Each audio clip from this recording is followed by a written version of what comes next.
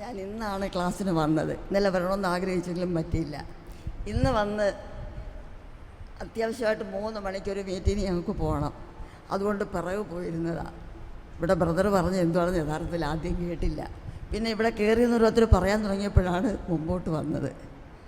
പക്ഷെ എനിക്ക് ഒരു കാര്യം പറയുള്ളത്, നമ്മൾ സൂര്യനെയും ചന്ദ്രനെയും പകലും രാത്രിയും ജനിച്ചപ്പം മുതൽ നമ്മൾ കാണുന്ന കേൾക്കുന്ന നമ്മൾ ആസ്വദിക്കുന്നത്. പക്ഷെ എന്താണ് എന്ന് ഇന്ന് ഈ സങ്കീർത്തനത്തിൽ കൂടി കേട്ടപ്പോഴേ അറിയത്തില്ല എന്താണ് എനിക്ക് അനുഭവപ്പെട്ടതെന്ന്. സത്യം എൻ്റെ ഒരു അനുഭവമാണ് ഞാൻ പറയുന്നത്. നമ്മളെ മാതാപിതാക്കന്മാരെ സൂര്യൻ ചന്ദ്രൻ പകല് രാത്രി ഒക്കെ കാണിക്കുന്നില്ലേ. പക്ഷേ ദൈവത്തിൻ്റെ മഹത്വം എന്താണെന്ന് നമ്മൾ ഇന്ന് ഈ സങ്കീർത്തനങ്ങൾ ഇങ്ങനെ ആലാപനം ചെയ്തപ്പോഴേ അതിൻ്റെ ആസ്വാദനം, അപ്പോൾ അതിനോടുള്ള ദൈവത്തെ എത്രമാത്രം മഹത്വപ്പെടുത്താമെന്ന്, അതിലുപരിയായി ഈ പ്രപഞ്ച വസ്തുക്കൾ അല്ലെങ്കിൽ ദൈവത്തിൻ്റെ ഈ സൃഷ്ടികൾ ദൈവത്തെ എത്രമാത്രം ദൈവത്തിൻ്റെ കൽപ്പനകളെ അനുസരിക്കുന്നത് നമ്മളങ്ങനാണോ? ഞാൻ ചിന്തിച്ചു പോയതാണ്.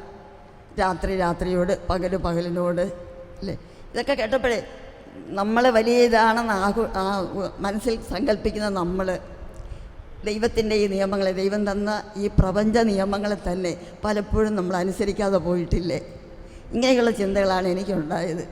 അപ്പോൾ ഞാൻ ഓർത്ത് ഇന്നലെയും വന്ന് കേൾക്കണമായിരുന്നു ബ്രദറിൻ്റെ ക്ലാസ്. പിന്നെ ഒരു കാര്യം, ബ്രദറിൻ്റെ ക്ലാസ് എപ്പോഴും ഇങ്ങനെ ടി വി കൂടെ കേട്ട് ബ്രദറിനെ കണ്ടപ്പോൾ തന്നെ ഒരു പുതുമ തോന്നില്ല. കാരണം എപ്പോഴും നമ്മൾ കാണുന്ന ആളല്ലേ എന്നാണ് തോന്നിപ്പോയത്. അപ്പം ഓർക്കുക, നമ്മളങ്ങനെ കാണുന്ന എല്ലാം നിസ്സാരമായി നമ്മൾ കാണുന്ന ആളല്ലേ, നമ്മൾ കേൾക്കുന്ന ആളല്ലേ എന്ന് കരുതി. പക്ഷേ ഇന്ന് ഈ സങ്കീർത്തനത്തിൻ്റെ അർത്ഥം ഒത്തിരി വിപുലമായിട്ട് എനിക്ക് തോന്നി. അപ്പോഴെത്രമാത്രം കർത്താവിനെ നമ്മൾ എത്രമാത്രം അവിടുത്തെ പുകഴ്ത്തണം, അവിടുത്തെ സ്തുതിക്കണം എന്നൊരു തോന്നൽ ആദ്യമായിട്ട് വളരെ ഇതായിട്ട് എനിക്ക് മനസ്സിലുണ്ടായി. സന്തോഷം. Praise the Lord. Praise the Lord. കൈയടിച്ച് കർത്താവിനെ മഹത്വപ്പെടുത്താം.